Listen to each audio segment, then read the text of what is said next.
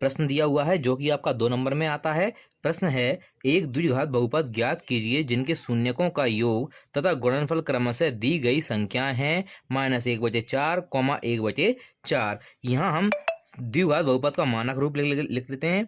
तो ये आ जाएगा आपका माना द्विघात बहुपद बराबर ax² plus bx plus c। और जो शून्यक है वो मान लेते हैं हम शून्यक अल्फा कोमा बीटा हैं। यहाँ पे पहला दे रखा है शून्यकों का योग, तो हम योग निकाल लेते हैं अल्फा प्लस बीटा बराबर जो कि आपका -1/4 दे रखा है। दूसरा दे रखा है शून्यकों का गुणनफल, तो अल्फा इंटू बीटा बराबर ये आपको दे रखा है 1/4।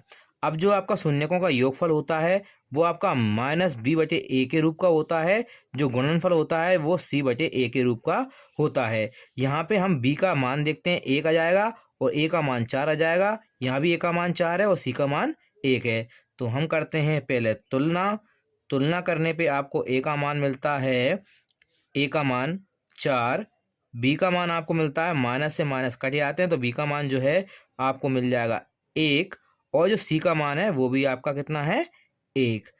अब इसको हम समीकरण में रख देते हैं, लिखते हैं अतः द्विघात बहुपद बराबर, ये a का मान 4 है तो ये हो जाएगा 4x²। दूसरा है आपका bx, b का मान आपका है 1 तो यहाँ लिखेंगे b 1 को हम लिखते नहीं है क्योंकि ये पहले से अनरिस्ट्रिक्टेड रहता है इसमें। फिर c का मान है 1 तो ये लिख दिया हमने c। तो 4x² प्लस 1x प्लस 1, ये आपके प्रश्न का उत्तर हो जाएगा द्विघात बहुपद।